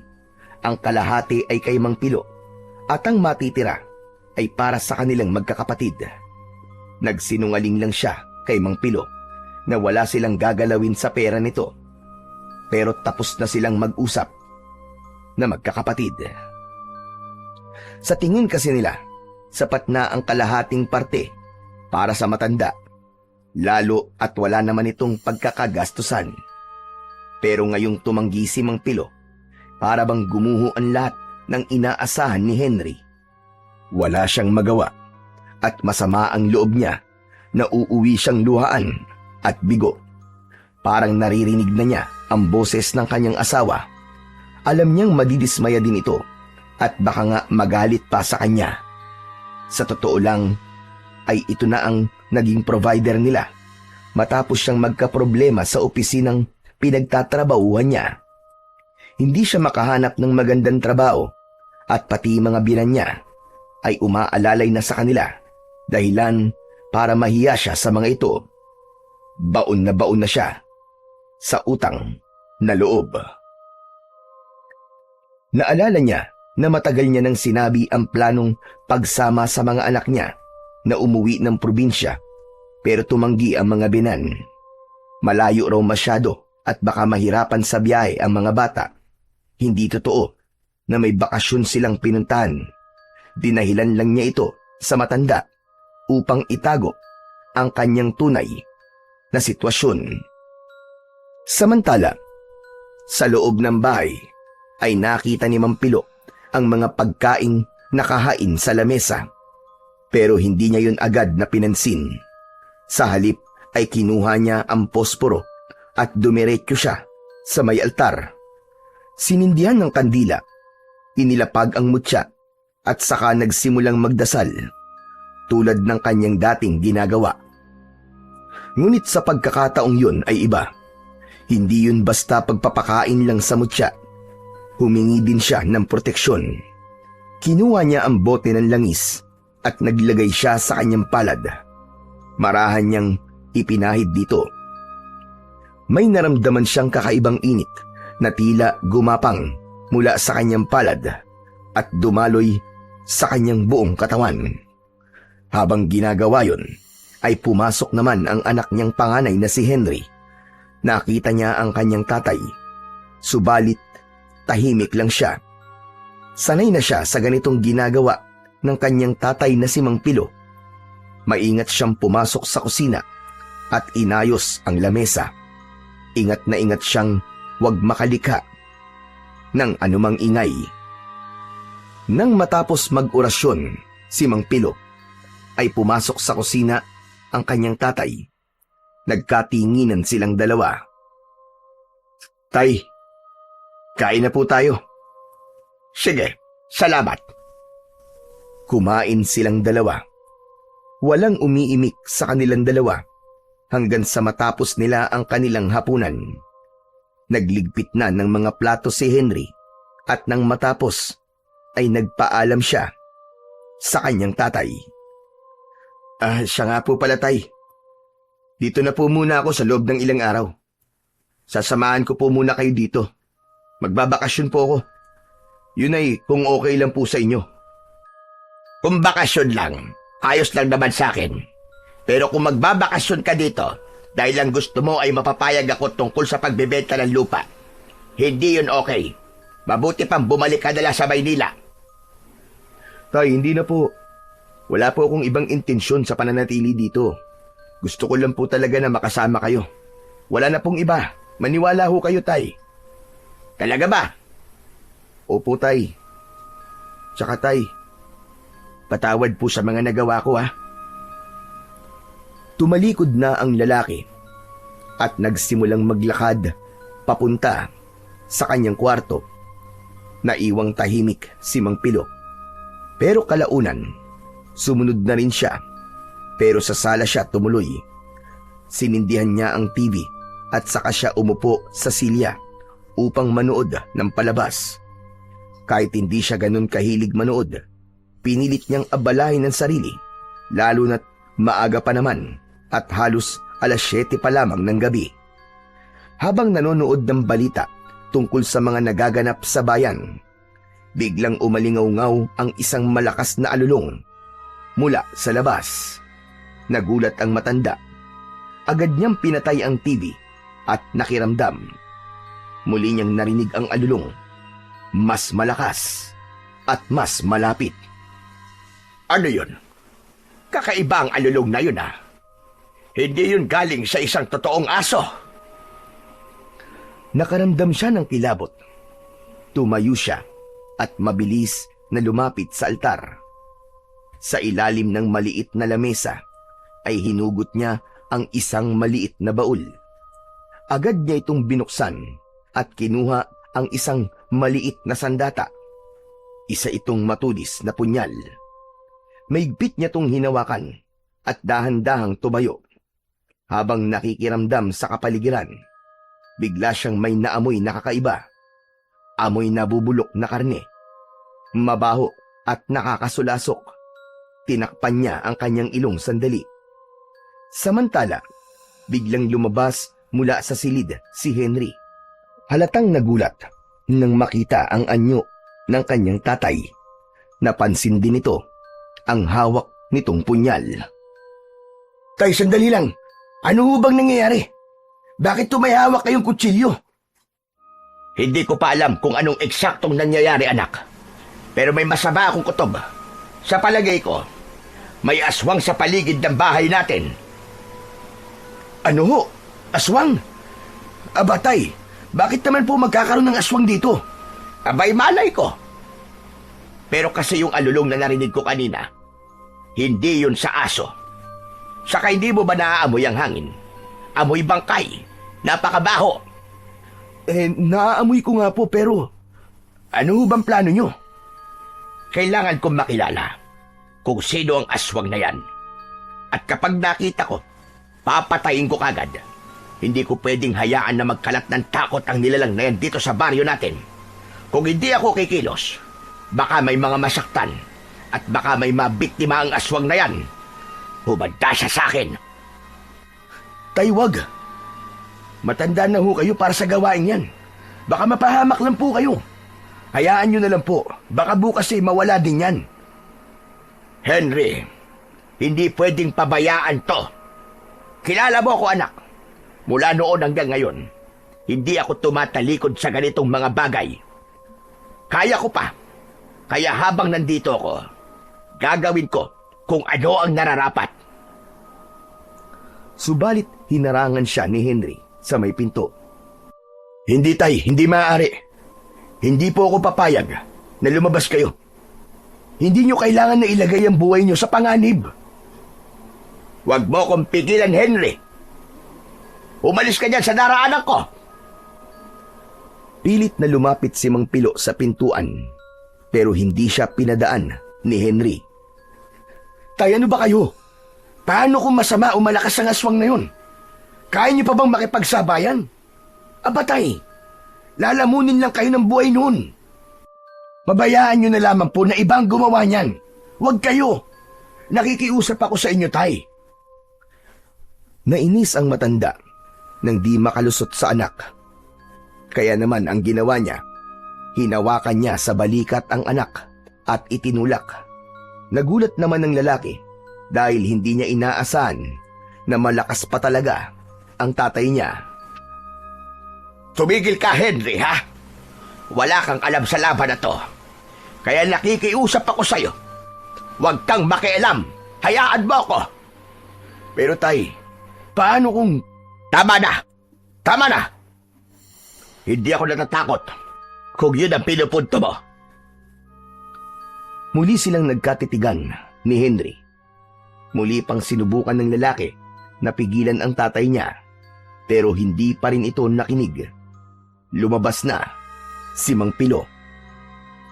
Ngunit lingid sa kanyang kalaman, sumunod pala sa kanya ang anak niyang panganay na si Henry. Habang naglalakad, ay inilabas niya ang suot niyang mutya. Nakita niyang nagliliwanag ito. Kakaiba ang sinag. Parang may isang palaso na nasa lupa. Itinuturo nito ang direksyon kung saan siya pupunta. Sinundan niya ang liwanag at ilang sandali pa ay napansin niya na papunta ito sa mansyon ng mga Vergara. Kinutuban na siya agad ng masama. Mabilis siyang kumilos. Naglakad papasok sa bakuran. Nagtago muna siya sa pader at agad na sumilip sa kabuuan ng hardin. Nanlaki ang mga mata niya nang makita ang isang nilalang na naglalakad papunta sa tapat ng kwarto ng batang si Junjun. Hindi ba, Ari? Lintik kang aswag ka. Anong plano mo? Bakit si Junjun? Lalapit na sana siya para sumugod, pero biglang may kumalabit sa kanya sa likod. Agad niyang iniamba ang kanyang hawak na punyal. Bahagya namang napaatras si Henry. Henry! Anong ginagawa mo dito? Tay, kayo anong ginagawa niyo dito sa mansyon ng mga Vergara? Gabi na po ah. Ikaw ang dapat kong tanungin. Bakit ka nandito? Sumagot ka! Pasensya na po. Sinundan ko po kasi kayo Nag-aalala ako sa inyo. Hindi ka na dapat sumunod. Delikado, anak. Totoong may aswang. At nandito siya. Tignan mo, ayun o. Sinubukan sumilip ni Henry, pero wala naman siyang nakita. Nasaan, tay? Wala naman Namamalikmata lang huyata kayo. Anong namamalikmata ang sinasabi mo? Meron. Nakita ko kanina. May aswang talaga, maniwala ka. May biglang tunog ng pagkaluskos sa kabilang dulo ng bakuran. Mabilis na napalingon si Mang Pilo at nakita niya ang papatakas na halimaw. Hayun! Hayun siya! Tumatakas siya! Habulin natin, anak! Hindi na nagdalawang isip ang matanda. Mabilis siyang tumakbo palayo. Tay! Hintayin niyo naman ako! Sandali lang! Tumakbo na rin si Henry. Halos magkanda tisod-tisod siya sa damuhan habang hinahabol ang kanyang tatay. Nagtataka siya sa bilis at lakas na nakikita niya dito. Samantala, mula sa dilim naman ay nakita na din niya ang halimaw na mabilis na tumatakbo papunta sa mas madilim pang bahagi ng baryo. Tay, sandali lang, sandali. Sandali lang. Baka hindi na po natin kayang habulin yan. Masyado siyang mabilis eh. Hindi pwedeng tumigil, Henry. Kapag hinayaan natin siya, babalik at babalik ang pesteng aswang na yan. Nagpatuloy sila sa paghabol sa aswang. Ngunit makalipas ang ilang minuto, hindi na nila nasundan ang halimaw. Tuluyan na itong nawala sa kadiliman. Putya! Biglang nawala ang buwisit na aswang na yon. Saan kaya siya nagsuot? Sabi ko na kasi sa inyo, tay, hindi natin kaya siyang abutan. Umuwi na tayo at baka mamaya kung saan pa tayo mapadpad. Tara na ho. Walang nagawa si Mang Pilo, kundi ang mapabuntong hininga. Tuluyan siyang tumalikod at naglakad na silang mag-ama, pauwi sa kanilang tahanan. Ngunit nang matapat na sila sa bahay ng mga Vergara, napansin nila na nakasindi ang lahat ng ilaw ng mansyon at narinig nila ang malakas na iyak ni Junjun. Nagkatinginan silang mag-ama. Teka, si Junjun ang umiiyak ah. Agad na lumapit ang matandang hardinero sa harap ng mansyon. Ay, teka lang. Wag na ho kaya. Gabi na eh. Baka kung ano pang isipin nila kapag nagpakita tayo dyan. Wala kang dapat na ikatakot kung wala kang ginagawang masama. Pagkatapos masabi yun, ay kumatok na siya sa may pintuan. Ilang sandali pa, bumukas ito at sumilip ang kasambahay. Nang makilala siya, pinapasok sila nito. Nakita nila si Junjun at ang Donya sa may sala. Iyak ng iyak ang Donya. Iyak ng iyak.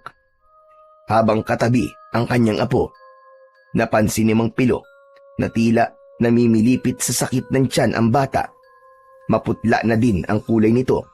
Pawis na pawis at hindi na halos makausap ng maayos. Humingi agad dito ng tulong at sinabing tulungan silang maidala sa ospital ang kawawang bata. Ako na po magdadrive ng sasakyan kung dadalhin po siya sa ospital. Sandali lang. Mukhang hindi pangkaraniwan ang sakit na nararamdaman niya. Hindi siya magagamot sa ospital. Nagulat si Henry sa sinabi ni Mang Pilo, pati na ang Donya. Lumapit si Mang Pilo at hinawakan ang pulso ng bata. Sinasabi ko na nga ba? Tama ako. Hindi ito isang ordinaryong sakit lang. Pwede bang ako na muna ang unang sumubok na gumamot sa kanya? Inilabas ni Mang Pilo mula sa kanyang bulsa ang bote ng langis na may binabad na bulaklak ng sampagita. Nilagyan niya ang palad at ipinahid ang langis sa tiyan ni Junjun. Habang ginagawa yon, ay umuusal siya ng isang orasyon. Naramdaman ng batang si Junjun ang init ng langis. Napatigil siya sa pag-iyak dahil unti-unti pakiramdam niya ay kumakalma na ang kanyang tiyan. Nawawala na ang pagsakit nun. Ipinikit nito ang kanyang mga mata at hinayaan lang niya si Mang Pilo sa kanyang ginagawa. At pagkaraan lang ng halos 15 minuto na paghilot, guminhawa ang kanyang pakiramdam. Nawala ang sakit na kanina ay namemerwisyo sa kanya. Ayos na po ako, Mang Pilo. Wala na po ang sakit ng tiyan ko. Maraming salamat po. Talaga? Sigurado ka bang hindi na sumasakit ang tiyan mo? Opo, salamat po talaga, Mang Pilo. Nagulat ang lahat sa nangyari. Napatingin ang Donya kay Mang Pilo at hindi makapaniwala sa nasaksiyan. Ngunit kahit ganoon, ay nagpasalamat siya sa kanyang hardinero. Nang matapos ay hinawakan niya ang muka ng kanyang apo. Kitang-kita niya ang unti-unting pagbabalik ng kulay sa pisngi ng batang si Junjun. Tay, sabihin nyo nga, paano pong nangyari yun? May nararamdaman akong masamang dumapo sa bata. Pero hindi ako sigurado kung ano ito. Pero Donya, pwede po bang wag niyo po munang hahayaan na matulog ng mag-isa ang bata? Babalik ako bukas. Aalamin ko kung ano talaga ang nangyayari sa kanya. Tumango ang Donya at nangako itong hindi na muna patutulugin ang bata ng mag-isa. Kung ayos na po ang lahat, uuwi na po kami ng anak ko. Anak niyo po siya, Mang Pilo. Mabuti po't may kasama na po kayo. Kuya, ano pong pangalan niyo? Siya si Henry, ang panganay kong anak. Natutuwa po akong makilala kayo, Kuya Henry. Saka salamat po sa pagbisita kay Mang Pilo. Matagal na po niya kayong hinihintay at miss na miss niya na po kayo. Talaga? Sinabi niya yun sa'yo? Opo, palagi nga po niya kayong namimiss eh. At pangarap po niya na makasama kayo ulit. Palagi po namin kayong pinag-uusapan. Nako, magaling ka na nga, John. Kaso, masyado ng gabi. Kailangan na nating magpahinga lahat. Hala, sige na. John, magpalakas ka ha. Lagi ka magdadasal. Kita tayo ulit bukas. Sige po, Mang Pilo.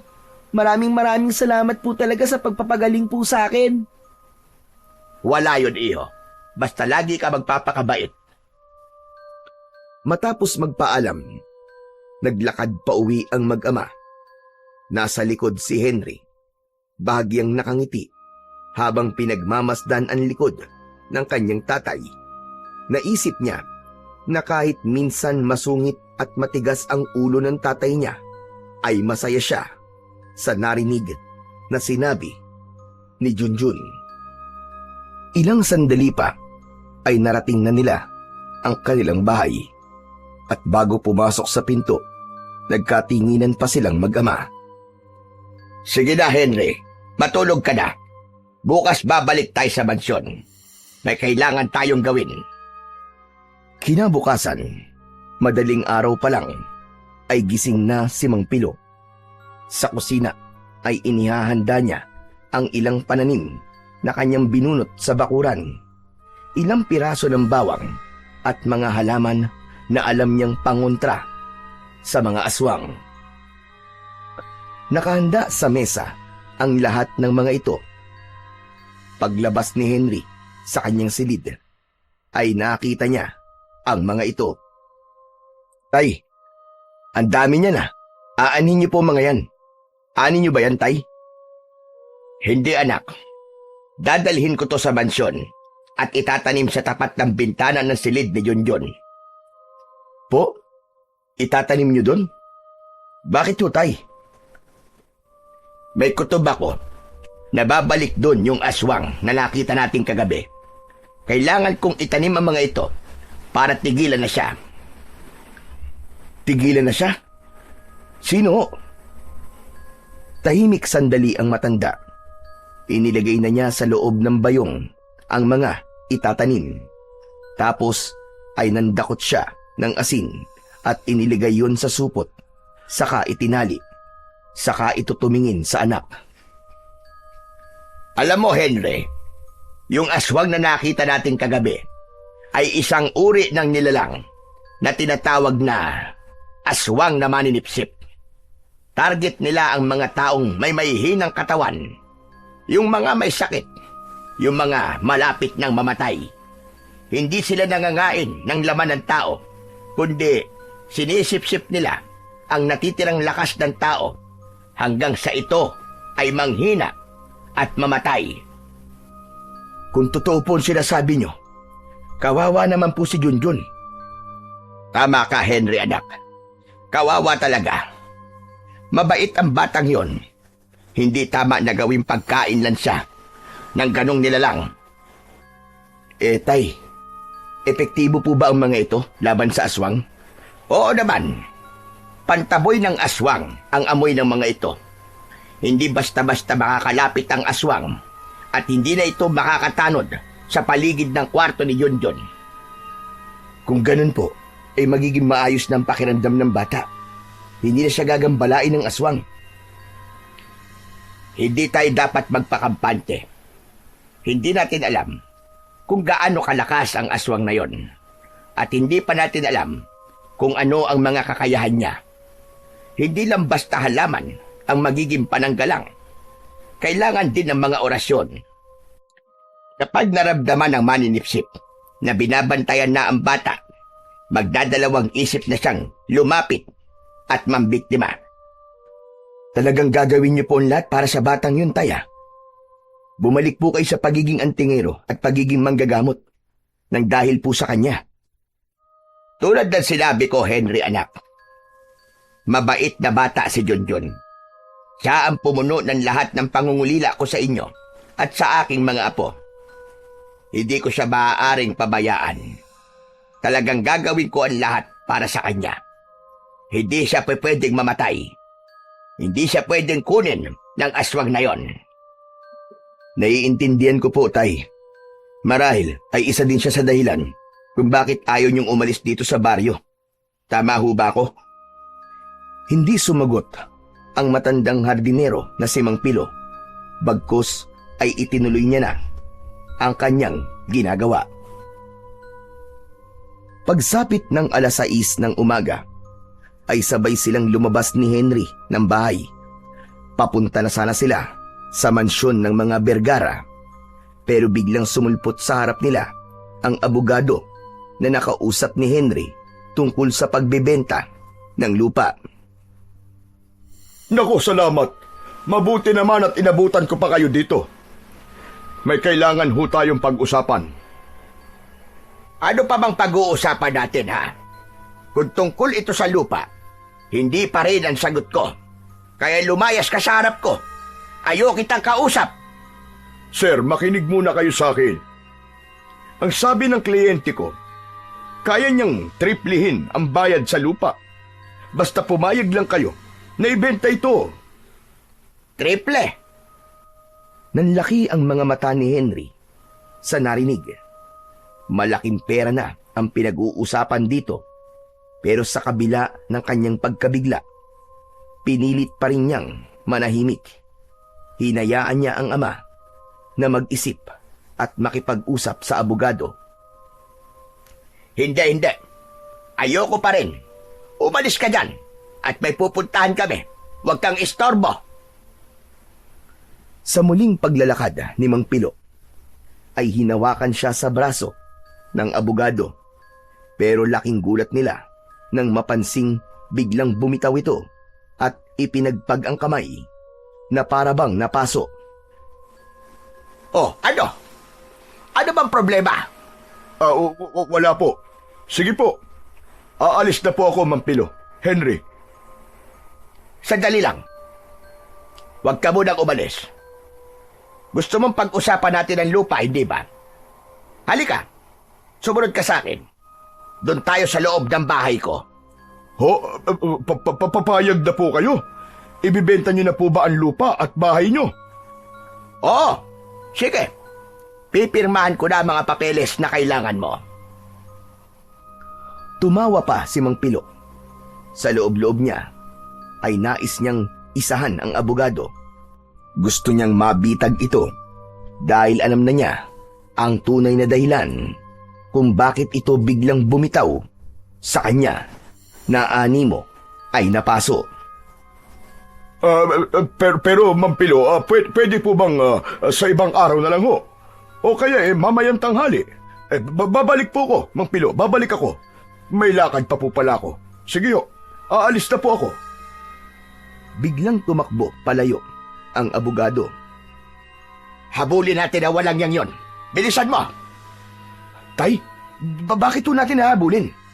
Dahil aswang ang hayop na abogadong yon. Teka lang, Tay, paano niyo po nasabi? Sigurado po ba kayo na aswang siya? Wala ng oras, Henry. Halika na. Habulin natin siya. Madali ka. Tumakbo silang dalawa. Nagmamadali. Tumakbo at pinilit na habulin ang abogado. Hindi nagtagal, huminto sila sa isang bungad ng baryo at nakita nilang sumakay na ng sasakyan ang lalaki. Huminga ng malalim si Mang Pilo at hinawakan ng maigpit ang mutya sa ilalim ng kanyang damit. Tay, wala na ho siya. Natakasan niya tayo. Mabilis talaga ang hayop na yon. Parang palos. Pero huwag kang mag-alala. Magkikita pa rin tayo. At sa oras na yon, sisiguraduhin ko na tatapusin ko ang buhay mo. Napatitig ang matanda kay Henry. Matalim at parang mangangain ng buhay. Nakaramdam naman ng kaunting kaba at takot si Henry nang makita kung paano siya titigan ng matanda. Tay, sandali lang ho. Bakit naman ho ganyan kayo makatingin sa akin? Wala po akong alam, tay. Hindi ko naman alam na aswang siya. Tinanggap ko po siya kasi sinabi niya may kliyente siyang interesado sa lupa. Yun lang po yung tay. Huwag niyo po akong pag-isipan ng masama. Ba't naman nagpapaliwanag ka kagad? Hindi pa naman kita tinatanong Ikaw, Henry, ha? Sinasabi ko sa'yo, kapag nalaman ko na may alam ka sa ginagawa ng hayop na lalaking yon, humanda ka talaga sa akin. Wala po, tay. Wala po.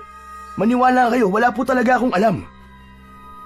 Ngayong may mukha na ang aswang na yon, mahihirapan na siyang magpagala-gala dito sa baryo. At kung bumalik man siya dito, humanda siya dahil hindi ko siya bibigyan ng pagkakataon na mabuhay. Ininsulto ko ng taong yun, Posibleng alam niya na ako ay isang antingero. Kaya itong bahay ko, ang puntirya niyang bilhin. Hayop siya. Ho? Anong sinasabi niyo?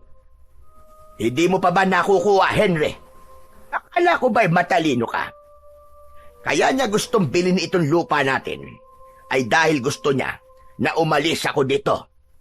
Ang ikinakatakot ko lang ay hindi naman siya talaga ang bibili ng lupa. Hindi kaya... Si Doña Konsolasyon? Yan! Yang Doña Konsolasyon na yan. Kilala mo ba yon? Hindi po, tay. Sa pangalan lang ho. Yan na nga ba sinasabi ko Pinaglalaroan na tayo ng mga nilalang na yan. Ay, Diyos ko! Humanda talaga sila sa akin pag nagkataon. Didikdikin ko talaga sila ng pinong-pino. Ano pong plano niyo, tay? Hahantingin niyo po ba sila? At bakit ako magpapagod na maghanap sa mga damuhong yon? Pwede ko naman silang palabasin sa mga lungga nila. Ho? Ano pong ibig niyo sabihin, tay? Ano po ba talagang pinaplano niyo? Hindi tayo basta hahabol lang ng hahabol, anak. Ang una nating tungkulin ay protektahan ang batang si Junjun. Kung napigilan natin siya kagabi, babalik yon para tignan ulit kung may pagkakataon siya. Ganon sila Hahanap at hahanap ng pagkakataon para makapambiktima. Kaya tara na, kailangan natin pumunta sa mansyon. Sige ho, tara na ho. Naglakad silang mag-ama, papunta sa mansyon. Nang makita sila ng kasambahay, ay sinabi nitong tulog pa ang batang si Junjun at ang Donya naman ay umalis sandali dahil makikipagkita ito sa doktor ni Junjun. Matapos makipag-usap sa kasambahay, ay dumiretso na sila sa hardin. Kaagad na sinimulan ng matanda ang gagawin niyang orasyon. Naglagay siya ng isang malaking bilog gamit at uling. Nasa gitna ng bilog ang matandang puno ng sampagita.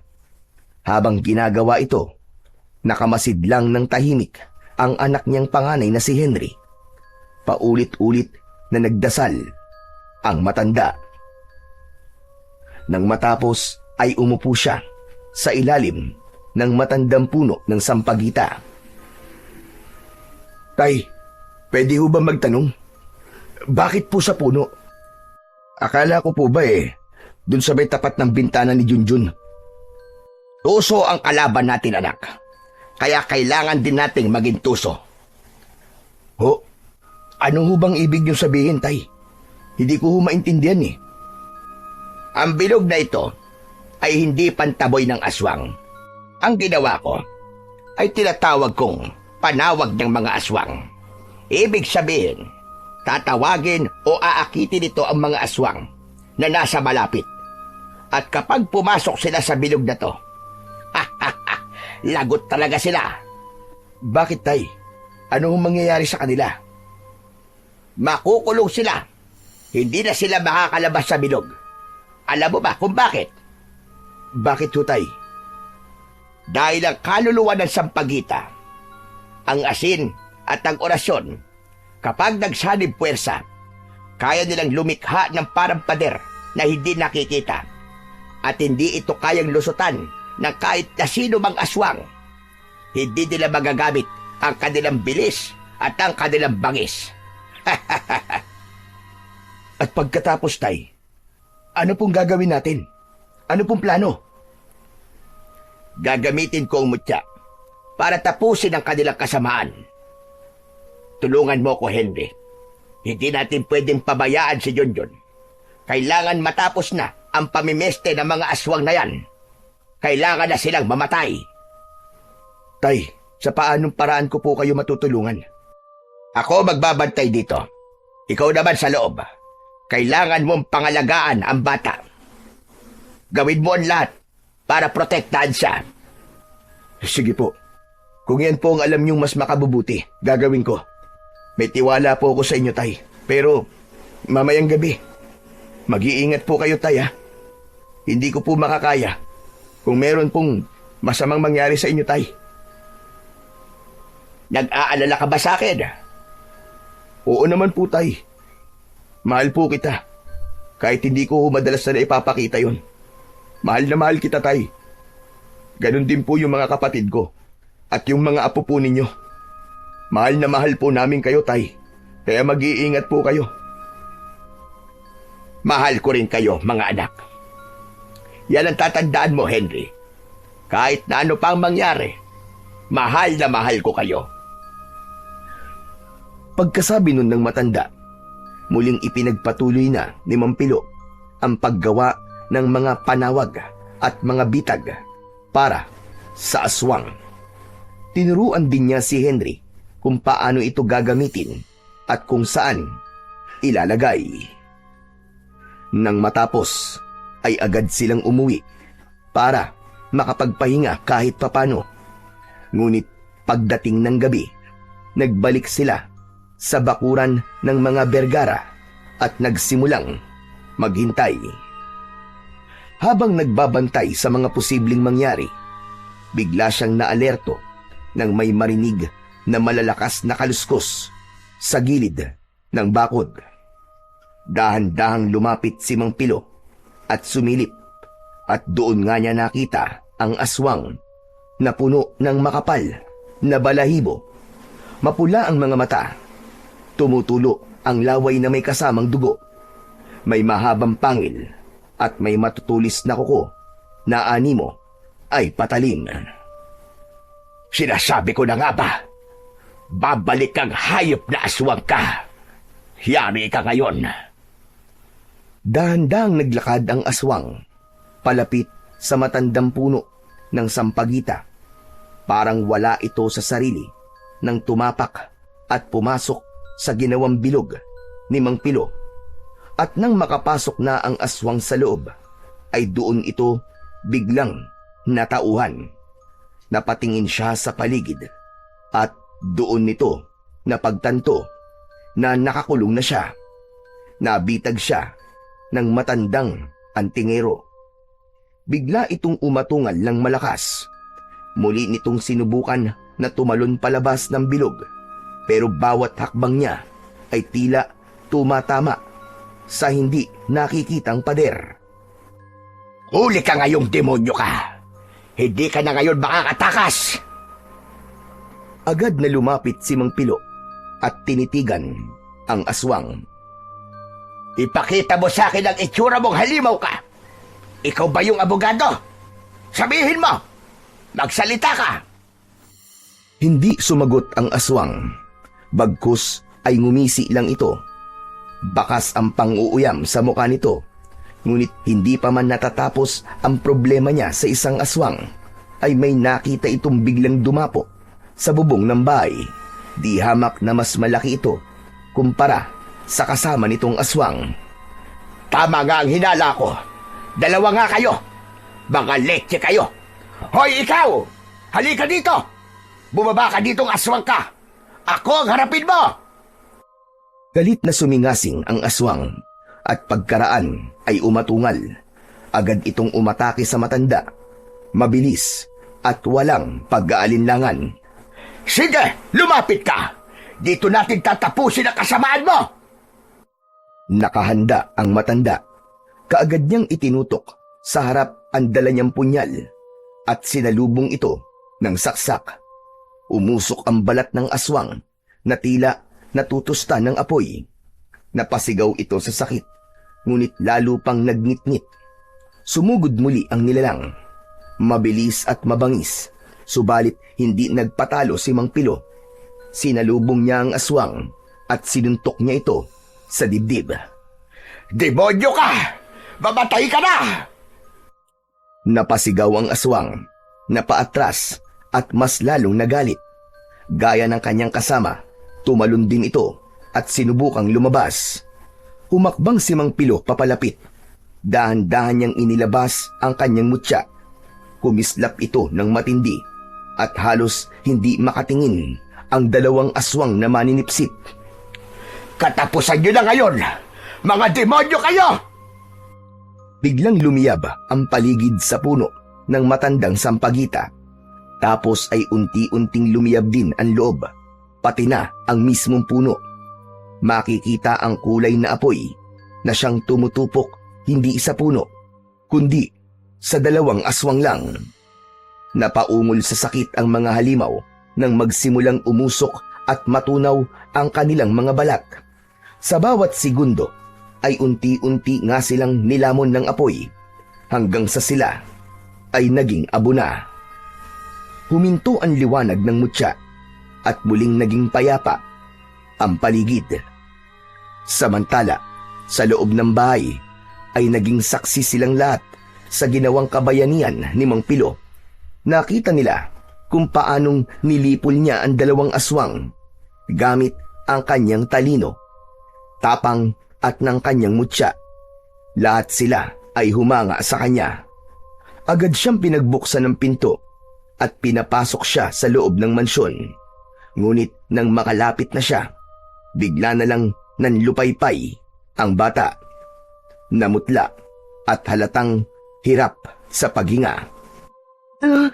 Mang Pilo, parang wala po akong lakas. Ang lamig po ng katawan ko. Dahan-dahang ipinikit ni Junjun ang kanyang mga mata. Natarantaan lahat.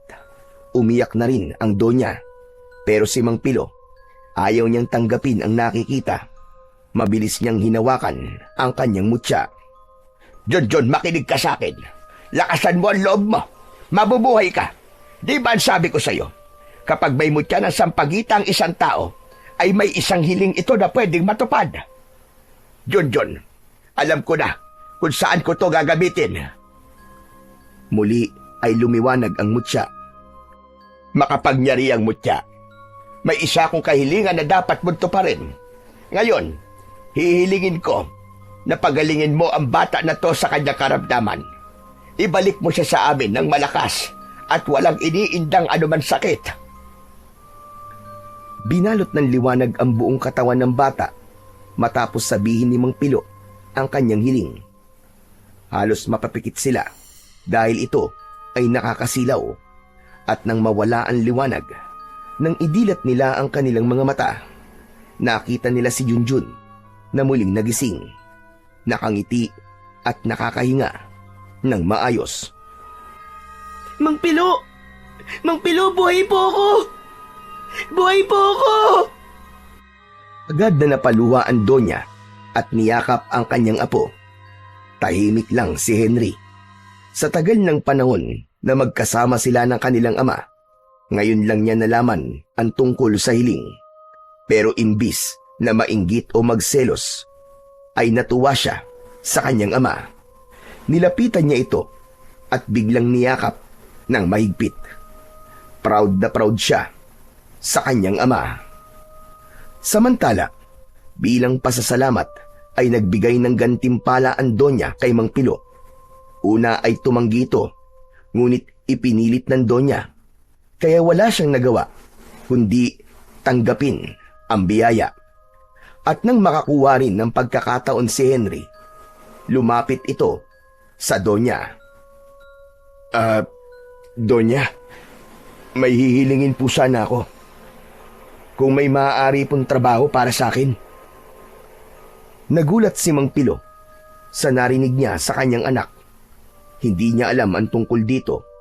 Ngunit bago pa man siya makapagsalita, ngumiti ang Donya. Ipinaliwanag niyang may bubuksang branch ng restaurant ang kanyang kapatid sa bayan at nangangailangan sila ng manager at mga staff. Agad nagsabi si Henry na kaya niyang hawakan ng trabaho bilang manager. Tinanggap siya kagad ng Donya. Tuwang-tuwa si Henry sa bagong oportunidad na ibinigay sa kanya. At mula noon, dahil nasa probinsya ang trabaho ni Henry, doon na sila tumuloy sa bahay ni Mang Pilo. Sa mga panahong yun, masayang-masaya ang matanda. Sa wakas, nakakasama niya na ang kanyang mga apo. Hindi man kumpleto, masaya siya na kahit papaano ay may mga bata nang tumatakbo sa kanyang bakuran, tumutulong sa hardin at may nakakalaro na din si Junjun. Ang buhay ni Mang Pilo ay muling nagkaroon ng buhay na may kulay. Hindi lang dahil sa kanyang trabaho, kundi dahil na rin sa pamilya at pagmamahal na bumalik sa kanyang piling. Matapos ang ilang taon na pangungulila, natupad din ang kanyang kahilingan na muli na makakasama ang anak at mga apo. Dininig ng Diyos ang kanyang mga dalangin. Muling napatunayan na lahat ng mga nangyayari sa atin ay may dahilan. Natagalan man ang kanilang pagsasama, sulit naman ang paghihintay. Nagpasalamat siya sa Panginoong Diyos dahil hindi sila pinabayaan na tuluyang magkalayo ng kanyang mga anak at mga apo, at nangako siya sa kanyang sarili na ipaparamdam niya ang kanyang pagmamahal sa mga ito habang may nalalabi pa siyang buhay sa mundo.